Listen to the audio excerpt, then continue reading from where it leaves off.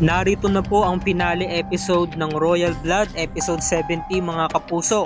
Nasa restroom itong sinapoy ng Royal Motors at tumawag muna siya kina Manang Cleope. Kinamusta niya ito dahil papaalis na nga ito.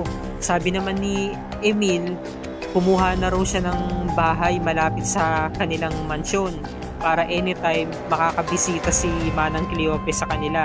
Nag-retired na itong si Manang Cleope. At bago yan, kinausap niya si Aling Marta na yung pinabibigay nito.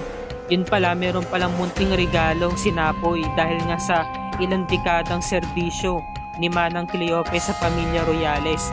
Binigyan niya ito ng 10 milyong piso at hindi talaga sila makapaniwala. Halos maiyak-iyak si Manang Cleope.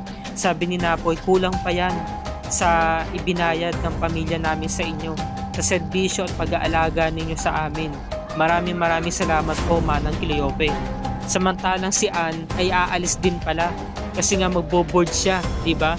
Malayo yung eskwelahan niya at pag-aaralin nga siya ni Beatrice. Kaya naman sila na lamang yung mga katulong na natira dito sa Royales family.